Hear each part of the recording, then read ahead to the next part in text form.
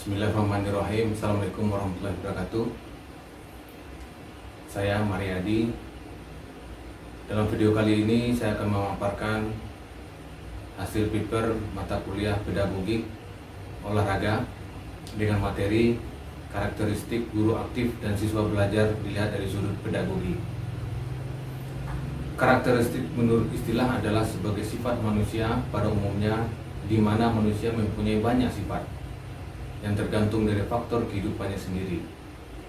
Jadi, karakteristik itu adalah suatu sifat atau karakter yang baik yang harus dimiliki atau dikuasai oleh seorang pendidik untuk menghasilkan suatu generasi yang bermartabat dan berakhlak.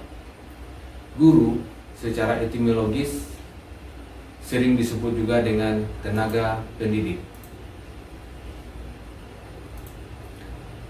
Tugas guru diantaranya adalah satu, sebagai pengajar atau sering disebut dengan to teaching. Yang kedua, sebagai pendidik yang disebut dengan to education. Yang ketiga, sering disebut dengan pengelola atau memanage, to management. Dinamakan teaching yaitu satu penglihatan pengetahuan atau mentransferkan ilmu pengetahuan dan mentransferkan nilai-nilai dan norma-norma kepada peserta didik. Yang kedua, melalui training atau pelatihan. Dan yang ketiga, melalui education. Adapun tugas dan fungsi guru menurut Permendikbud nomor 15 tahun 2018 terdiri dari 5 poin. Yang pertama adalah guru harus mampu merencanakan pembelajaran atau sering disebut dengan pembuatan rencana pembelajaran. Ini penting harus dikuasai guru, di mana di dalam permen tersebut dituangkan lagi pada Permendikbud nomor 22 tahun 2016 tentang sistematika pembuatan rencana pelaksanaan pembelajaran. Dalam rencana pelaksanaan pembelajaran ini, guru betul-betul memahami bagaimana strategi, metode, dan pendekatan yang digunakan agar materi pembelajaran dapat tersampaikan dengan baik, sehingga waktu yang digunakan dapat secara efektif dan efisien dipergunakan dan konten pembelajaran tersebut dapat dikuasai oleh peserta didik secara maksimal. Yang kedua, tupoksi guru menurut Permendikbud nomor 15 tahun 2018 adalah melaksanakan pembelajaran. Setelah guru mampu merencanakan proses pembelajaran dengan struktur, dengan sistematika pelaksanaan pembelajaran itu, maka guru hendaknya mampu melaksanakan pelaksanaan pembelajaran itu di dalam kelas. Kegiatan pembelajaran tersebut juga harus sistematis, terukur, dan betul-betul mencapai tujuan dari materi tersebut yang sering disebut dengan kompetensi dasar. Dari kompetensi dasar itulah nanti kita jabarkan menjadi indikator pencapaian kompetensi dan penyajian materi yang telah menggunakan pendekatan dan model pembelajaran yang cocok dengan suasana dari peserta didik. Setelah guru melaksanakan pembelajaran, maka tugas dan fungsi guru yang ketiga adalah melakukan penilaian. Penilaian yang saat ini berdasarkan peraturan Menteri Pendidikan dan Kebudayaan, kita mengacu kepada penilaian kurikulum K13, di mana penilaiannya sering disebut dengan penilaian autentik. Adapun penilaian yang dimaksud di sini adalah penilaian pengetahuan, penilaian keterampilan, dan penilaian sosial. Dalam melaksanakan penilaian ini, guru juga harus memahami prinsip-prinsip penilaian itu, sehingga pengukuran dan penilaian yang diberikan kepada peserta didik hendaknya dapat mengukur kemampuan peserta didik itu selama proses pembelajaran. Kita mengetahui dalam proses pembelajaran itu nanti ada 2 penilaian yang kita gunakan, yaitu penilaian proses dan penilaian hasil. Dalam penilaian proses ini, pendidik hendaknya selalu memberikan penilaian dimulai dari proses pembelajaran itu dan berakhir hingga berakhirnya pelajaran tersebut. Kemudian penilaian hasil kita ketahui adalah penilaian setelah hasil pembelajaran tersebut. Dalam penilaian ini, maka penilaian tersebut harus memuat penilaian pengetahuan yang disebut dengan penilaian kognitif, penilaian keterampilan yang sering disebut dengan penilaian psikomotor, dan penilaian sosial yang sering disebut dengan penilaian afektif. Kemudian yang kedua, tugas dan fungsi pokok guru menurut Permendikbud nomor 15 tahun 2018 tersebut adalah guru tersebut juga memiliki kemampuan untuk membimbing siswa. Proses membimbing siswa ini dilakukan dengan proses mengidentifikasi bakat dan kemampuan siswa. Bisa saja membimbing di sini adalah mengacu kepada ekskurikuler, intrakurikuler, dan kokurikuler. Kemudian untuk yang kelima, guru juga harus memiliki kemampuan di dalam melaksanakan tugas tambahan. Tugas tambahan ini bisa saja dalam bentuk sebagai wali kelas dan sebagai guru piket dan lain-lain. Maka oleh sebab itu, dalam Permendikbud nomor 15 tahun 2018 ini cukup besar sekali peran guru di dalam melaksanakan proses pembelajaran.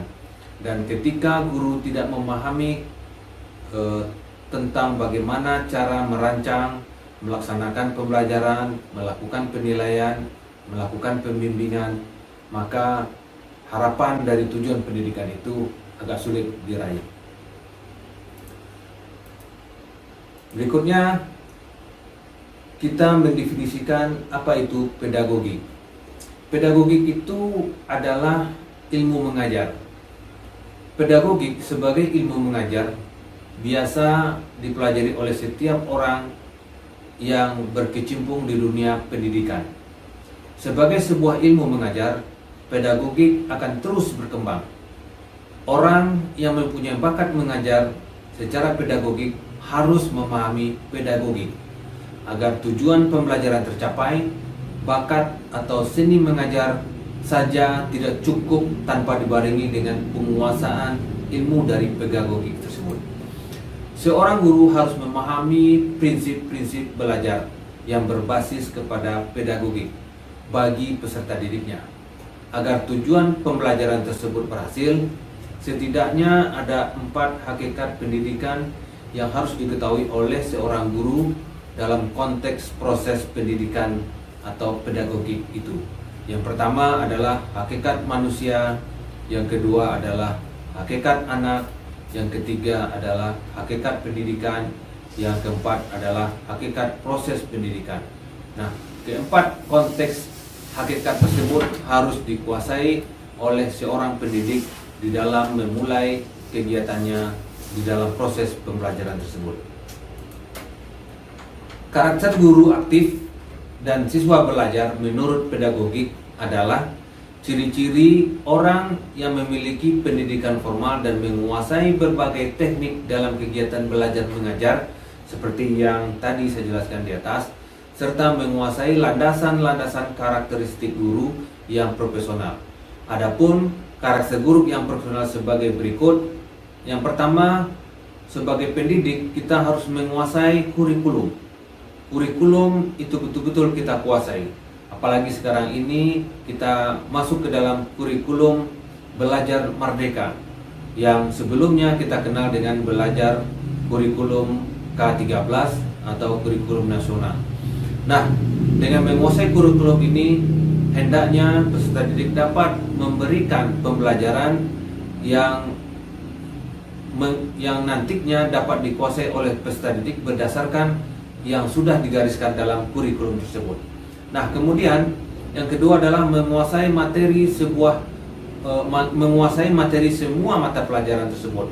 Artinya menguasai materi tersebut, di mana dalam kurikulum itu kita mengenal adanya kompetensi dasar, kompetensi dasar inilah yang nanti sebagai acuan kita untuk kita kembangkan di dalam proses pembelajaran, sehingga peserta didik dapat kita ukur dalam penguasaan materinya mengacu kepada kompetensi dasar tersebut. Nah, kompetensi dasar ini pun juga sudah diatur di dalam Permendikbud nomor 20, 21, 22, dan 24 tahun 2016. Nah, kemudian yang ketiga adalah terampil menggunakan multimedia pembelajaran. Nah, kita mengetahui bahwa sekarang ini pada masa pandemi COVID-19 ini diharapkan guru harus mampu berinovasi di dalam menggunakan media digital untuk meningkatkan kemampuan guru dalam proses pembelajaran, sehingga konten pembelajaran itu menarik bagi siswa dan siswa secara sukarela mau mempelajari, apalagi pelajarannya adalah pelajaran daring yang kita dengar lagi dengan pelajaran jarak jauh. Apabila guru tidak dapat dan kurang mampu berinovasi, akan menyulitkan proses pembelajaran tersebut dan cenderung nantinya siswa juga akan monoton dan barangkali siswa juga tidak akan berminat untuk mengikuti sesi pembelajaran kita di kelas daring tersebut. Maka oleh sebab itu, guru diharapkan mampu menguasai IT, mampu berinovasi di dalam menciptakan inovasi pembelajaran, menggunakan metode pembelajaran yang menarik bagi siswa.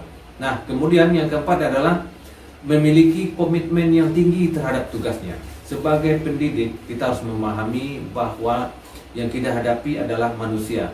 Manusia yang kita hadapi itu tidak satu orang, tetapi banyak orang, hingga ratusan orang.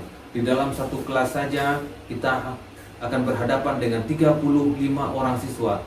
35 orang siswa ini juga bermacam-macam karakternya.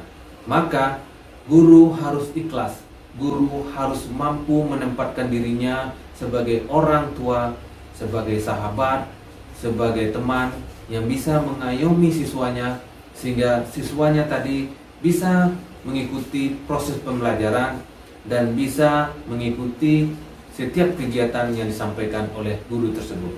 Maka dengan kata lain, guru harus berkomitmen tinggi, harus betul-betul ikhlas mengajar dan betul-betul mencurahkan perhatiannya kepada peserta didik tersebut. Kemudian yang kelima adalah memiliki kedisiplinan, dalam arti yang sangat luas, bahwa kedisiplinan ini penting sekali. Sebagai orang yang digugu dan ditiru, maka guru tersebut juga harus memulai disiplin itu dengan dirinya. Kita ambil contoh, seorang guru semestinya dia harus hadir di sekolah itu lebih awal, datang lebih awal, kemudian mempersiapkan semua perlengkapan dan peralatan proses pembelajaran, dan kemudian menunggu siswa di depan pintu sampai hingga bel berbunyi, dibunyikan dan siswa masuk kelas, dan seyogyanya guru juga sesegera mungkin juga masuk kelas. Dan di saat itulah kita bisa meningkatkan disiplin kepada semua peserta didik kita. Kemudian yang keenam adalah memiliki fisik yang sehat. Tidak dipungkiri bahwa tubuh yang sehat juga harus dimiliki oleh seorang guru. Ketika performa kita tidak maksimal, nah mungkin saja di sini dipengaruhi oleh faktor kelelahan atau faktor tubuh yang kurang fit. Maka kita harus menjaga fisik kita yang sehat sehingga kita tetap dalam keadaan bugar di dalam proses pembelajaran tersebut. Baik, kemudian yang ketujuh adalah mempunyai mental dan kepribadian yang baik. Sebagai guru akan memberikan ilmu atau mentransferkan nilai-nilai dan norma atau transfer value kepada peserta didik. Maka dia sendiri harus menampilkan dan memposisikan dirinya sebagai orang yang memiliki kepribadian yang baik, memiliki keteladanan yang baik, sehingga setiap perilakunya dapat ditiru oleh muridnya, dapat ditiru oleh peserta didik, dan mendapatkan tempat di hati peserta didik. Apabila guru tidak memiliki kepribadian yang baik, niscaya proses pembelajaran itu akan terhambat. Baik, kemudian yang kedelapan adalah menguasai keilmiahan atau pengetahuan yang luas. Kita sebagai guru betul-betul harus mengupdate ilmu kita. Setiap hari, setiap saat kita betul-betul harus mencari pembaharuan terhadap konten pembelajaran kita. Setiap pembelajaran kita, maka kita akan mencatat apa saja kekurangannya, dan kemudian kita akan mempelajarinya lagi, mencari sumber belajar yang sebanyak mungkin, sehingga ini akan memudahkan kita di dalam menyajikan materi-materi kepada siswa kita dengan berbagai sumber ilmu yang kita dapati.